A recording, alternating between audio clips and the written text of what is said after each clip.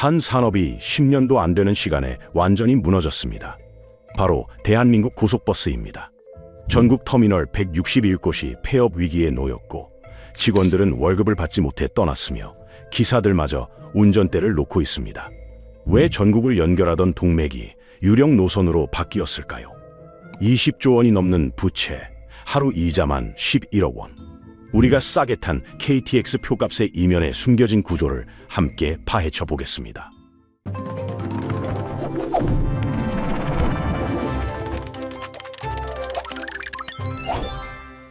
전국 283개 터미널 중 161곳이 잠재적 폐업 대상입니다. 하루 이용객 500명도 안 되는 터미널이 절반을 넘습니다. 숫자는 추락을 말하지만 진짜 파열음은 경험에서 먼저 났습니다. 성남 종합버스 터미널을 예로 들어보겠습니다. 이 터미널은 원래 하루 3만 명이 이용할 수 있도록 설계되었습니다. 2019년까지만 해도 하루 평균 6,700명이 이곳을 거쳐갔습니다. 명절이면 표를 구하기 어려울 정도로 대합실이 가득 찼고 매표소 앞에는 긴 줄이 늘어섰습니다. 터미널 주변 상가들도 활기를 띠었고 식당과 편의점은 손님 맞이에 분주했습니다. 그런데 2022년 이용객이 3,500명으로 반토막 났습니다. 2016년 SRT와 경강선이 개통되면서 이용객 이탈이 시작되었고 코로나19가 결정타를 날렸습니다. 결국 2023년 1월 터미널은 폐업했습니다. 2년 넘게 도로변에 임시 정류장을 만들어 버스를 운행하다가 2025년 3월에야 겨우 재개장했습니다. 이것이 비단 성남만의 이야기가 아닙니다. 2018년 전국에 326곳이던 터미널이 지금은 283곳으로 줄었습니다. 43곳이 문을 닫은 것입니다. 버스 운행 횟수는 절반 이하로 줄었고 남아있는 노선마저 언제 사라질지 모르는 불안한 상태입니다. 과거의 고속버스는 서민들의 발이었습니다. KTX가 없던 시절 고속버스는 전국을 연결하는 핵심 교통수단이었습니다. 대학생들은 방학이면 버스를 타고 고향에 내려갔고 직장인들은 출장길에 버스를 이용했습니다. 터미널은 단순한 교통시설이 아니라 지역 경제의 중심지이자 사람들이 만나고 헤어지는 감정의 공간이었습니다. 그 모든 것이 불과 몇 년 사이에 무너져 내렸습니다. 코로나19가 결정타를 날렸다고들 하지만 사실 고속버스 산업의 위기는 그보다 훨씬 전부터 시작되었습니다. 코로나19는 이미 기울어져 가던 산업에 마지막 한 방을 먹인 것에 불과합니다. 지금 우리 눈앞에 펼쳐진 유령 터미널은 단순히 하나의 건물이 비어있는 문제가 아닙니다. 이것은 대한민국 교통 시스템 전체가 어떤 방향으로 흘러가고 있는지를 보여주는 상징입니다. 왜 이렇게 되었는지 현장의 목소리부터 들어보겠습니다. 제목에서 말한 직원들도 도망쳤다는 표현. 이게 과장이 아닙니다. 실제로 벌어지고 있는 일입니다. 버스 회사들이 월급을 줄 돈이 없어지면서 매표 직원들을 하나둘 내보내기 시작했습니다. 처음에는 인원을 줄이는 수준이었지만 상황이 악화되면서 아예 사람을 두지 않게 되었습니다. 이제 텅 빈 터미널에는 키오스크만 덩그러니 남아 있습니다. 키오스크란 무인 발권기를 말합니다. 기계가 사람을 대체한 것이 아니라 사람을 쓸 여력이 없어서 기계만 남은 것입니다. 문제는 직원들만이 아닙니다. 버스 기사들도 떠나고 있습니다. 운전대를 잡을수록 빚이 늘어난다는 말이 기사들 사이에서 나돕니다. 버스를 몰면 몰수록 적자가 쌓이는 구조에서 누가 이 일을 계속하려 하겠습니까? 경력 있는 기사들은 화물차로 옮기거나 배달업에 뛰어들고 있습니다. 당장의 수입이 더 나은 쪽으로 발길을 돌리는 것입니다. 버스 회사 관계자의 말에 따르면 기사 한 명이 그만두면 그 자리를 채울 사람을 구하기가 하늘의 별 따기라고 합니다. 젊은 사람들은 이 업계에 들어오려 하지 않고 기존 기사들은 하나둘 빠져나갑니다. 승객이 없으니 버스 운행 횟수를 줄입니다. 운행이 줄어드니 사람들은 더 불편해지고 다른 교통수단을 찾습니다. 그러면 승객이 더 줄어들고 또 운행을 줄입니다. 이런 악순환의 고리가 점점 더 빠르게 돌아가고 있습니다. 터미널을 운영하는 사업자들의 상황도 다르지 않습니다. 건물 유지비는 계속 나가는데 임대료 수입은 바닥을 칩니다. 버스 회사들이 나가면서 상가들도 함께 떠났습니다. 텅 빈 건물을 붙들고 있느니 차라리 팔고 나가는 게 낫다는 판단을 하는 사업자들이 늘고 있습니다. 이런 상황에서 정부의 대응은 미온적입니다. 고속버스 산업이 위기라는 것은 누구나 알지만 실질적인 대책은 좀처럼 나오지 않습니다. 민간 기업이니까 알아서 하라는 식입니다. 하지만 이게 단순히 한 산업의 문제로 끝나지 않습니다. 터미널이 사라지면 그 지역의 접근성이 떨어집니다. 접근성이 떨어지면 사람들이 떠납니다. 사람이 떠나면 지역 경제가 무너집니다. 고속버스의 몰락은 곧 지방 소멸의 전조입니다. 그렇다면 왜 이 지경까지 왔을까요? 답은 가격 구조에 숨어 있습니다. 서울에서 부산까지 가는 방법을 생각해 봅시다. KTX를 타면 약 6만 원에 2시간 반이면 도착합니다. 프리미엄 고속버스를 타면 약 4만 원에 4시간 반에서 5시간 정도 걸립니다. 가격 차이는 2만 원이 채 되지 않습니다. 여러분이라면 어떤 선택을 하시겠습니까? 대부분의 사람들은 KTX를 선택합니다. 시간이 절반밖에 안 걸리는데 가격 차이가 크지 않으니까요. 합리적인 선택입니다. 그런데 이 가격 구조가 과연 공정한 것일까요? 여기서 이상한 점이 있습니다. KTX 요금은 지난 14년간 거의 오르지 않았습니다. 2011년 이후 한 번도 인상되지 않은 것입니다. 그동안 물가가 얼마나 올랐는지 생각해보면 놀라운 일입니다. 커피 한 잔 가격이 2배 가까이 올랐고 최저임금도 128% 상승했습니다. 전기요금은 182%나 뛰었습니다. 모든 것이 비싸졌는데 KTX 요금만 그대로입니다. 더 놀라운 사실이 있습니다. 한국 KTX의 1km당 요금은 143원입니다. 일본 신칸센은 250원, 프랑스 테제베는 422원, 독일 ICE는 546원입니다. 한국 KTX가 해외 고속철도보다 3배 이상 저렴한 것입니다. 이게 어떻게 가능한 일일까요? 답은 간단합니다. KTX를 운영하는 코레일은 공기업이기 때문입니다. 공기업이란 정부가 운영하거나 지분을 가진 기업을 말합니다. 정부가 서민 물가를 잡겠다며 요금 인상을 억제했습니다. 적자가 나도 괜찮습니다. 어차피 세금으로 메꾸면 되니까요. 반면 고속버스 회사들은 민간 기업입니다. 적자가 나면 그대로 회사가 무너집니다. 기름값이 30% 넘게 올랐고 최저임금도 계속 상승했습니다. 타이어 값, 부품값, 보험료까지 모든 비용이 치솟았습니다. 당연히 요금을 올려야 살아남을 수 있습니다. 그런데 정부는 버스 요금 인상도 쉽게 허락하지 않았습니다. 서민 교통비 부담을 줄여야 한다는 명분이었습니다. 겉으로는 좋은 말 같지만 실상은 버스 회사들의 손발을 묶어놓은 것입니다. KTX는 적자가 나도 국가가 뒷받침해줍니다. 버스 회사는 적자가 나면 그냥 망합니다. 같은 구간을 놓고 경쟁하는데 한쪽만 국가의 지원을 받습니다. 이것이 공정한 경쟁이라고 할 수 있을까요? 앞서 KTX와 고속버스의 경쟁 구조를 살펴봤습니다. 비슷한 상황이 다른 나라에도 있었습니다. 일본의 경우 고속버스와 신칸센이 공존하고 있습니다. 신칸센은 일본의 고속철도입니다. 일본 정부는 두 교통수단이 각자의 영역에서 경쟁할 수 있도록 규제의 균형을 맞췄습니다. 고속버스는 저렴한 가격을, 신칸센은 빠른 속도를 무기로 서로 다른 수요층을 공략합니다. 하지만 한국의 상황은 다릅니다. 코레일은 공기업으로서 정부의 보조를 받으며 낮은 요금을 유지합니다. 버스 회사들은 민간 기업으로서 시장 논리에 따라 움직여야 합니다. 그런데 요금만은 정부가 통제합니다. 앞뒤가 맞지 않는 구조입니다. 버스 회사들의 상황을 구체적으로 보겠습니다. 기름값은 2020년 대비 30% 넘게 올랐습니다. 최저임금은 매년 상승하고 있습니다. 버스 한 대 가격도 크게 올랐습니다. 이 모든 비용 상승을 요금에 반영할 수 없으니 적자가 쌓일 수밖에 없습니다. 적자가 쌓이면 어떻게 될까요? 먼저 인건비를 줄입니다. 직원을 내보내고 운행 횟수를 줄입니다. 그래도 안 되면 수익성 낮은 노선을 폐지합니다. 그것도 안 되면 회사 자체를 접습니다. 이 과정이 지금 전국에서 동시에 벌어지고 있습니다. 정부는 왜 이런 구조를 만들었을까요? 표면적인 이유는 서민 물가 안정입니다. 대중교통 요금을 낮게 유지하면 서민들의 생활비 부담이 줄어든다는 논리입니다. 정치적으로도 요금 인상은 인기 없는 정책입니다. 표를 의식하는 정치인들은 요금 동결을 선호합니다.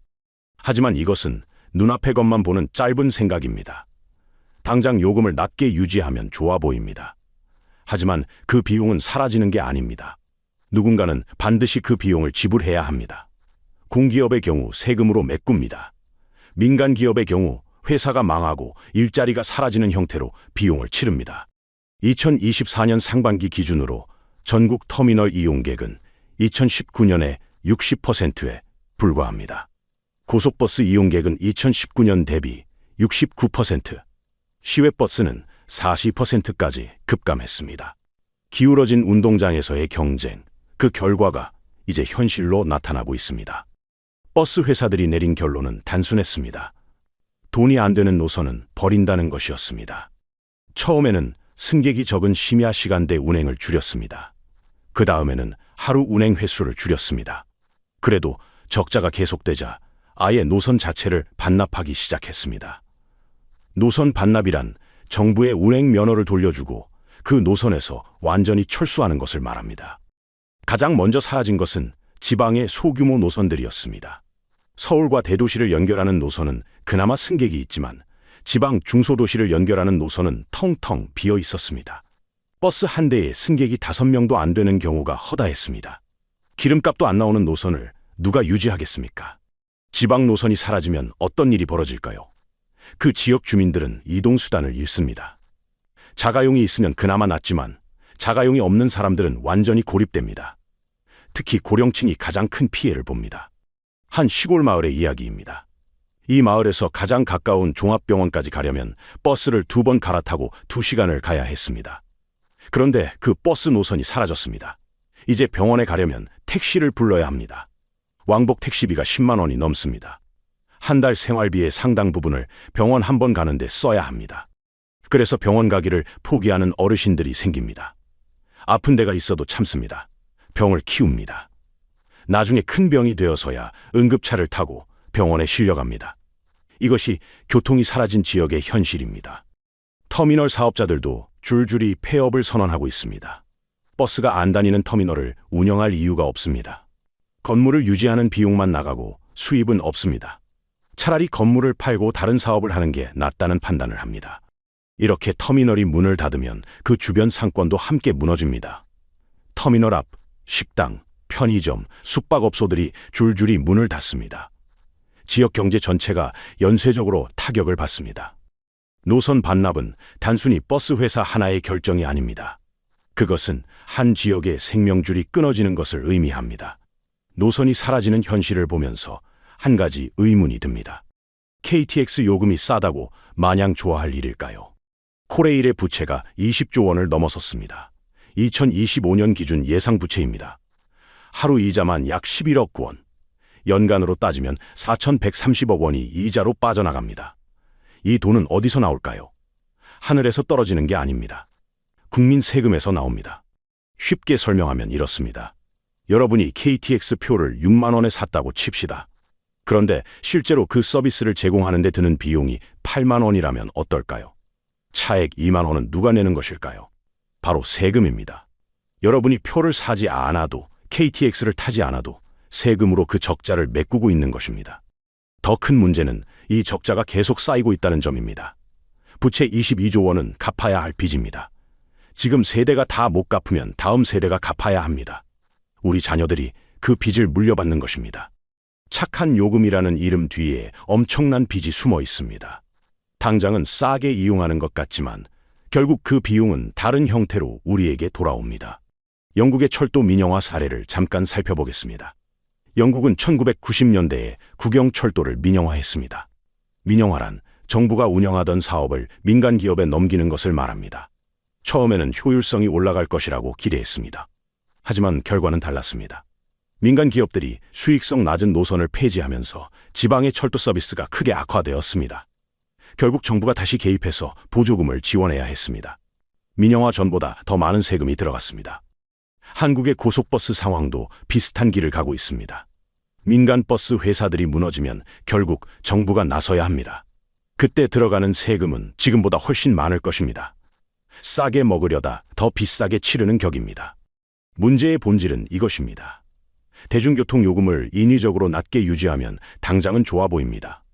하지만 그 비용은 사라지지 않습니다. 세금이라는 형태로, 혹은 서비스 품질 저하라는 형태로, 혹은 지방 노선 폐지라는 형태로 반드시 어딘가에서 터져 나옵니다. 공짜 점심은 없습니다. 누군가는 그 값을 치르고 있습니다. 버스 회사들이 줄줄이 망하니까 이제 새로운 대안이 거론됩니다. 바로 준공영제입니다. 준공영제란 무엇일까요? 쉽게 말하면 정부가 버스 회사의 적자를 세금으로 메꿔주는 제도입니다. 회사는 민간 소유로 남아있지만 운영 비용의 상당 부분을 정부가 지원합니다. 서울의 시내버스가 이 방식으로 운영되고 있습니다. 서울 시내버스에 들어가는 세금이 얼마인지 아십니까? 2023년 기준 약 8,900억 원입니다. 1조 원에 가까운 돈이 매년 서울 시내버스 한 곳에만 들어갑니다. 이 돈이 없으면 버스 회사들은 당장 문을 닫아야 합니다. 요금 수입만으로는 운영비를 감당할 수 없기 때문입니다. 이 방식을 전국 고속버스에도 적용하자는 주장이 나오고 있습니다. 버스 회사들이 망하면 지방 주민들이 고통받으니 세금으로 지원해서라도 유지하자는 논리입니다. 얼핏 들으면 좋은 방법 같습니다. 하지만 여기에는 심각한 문제가 있습니다. 첫째, 비용이 어마어마합니다. 서울 시내버스만 해도 연간 약 9천억 원이 듭니다. 전국 고속버스와 시외버스까지 포함하면 그 몇 배가 필요합니다. 이미 나라빚이 1,100조 원을 넘은 상황에서 이 비용을 어디서 마련할 수 있을까요? 둘째, 효율성이 떨어집니다.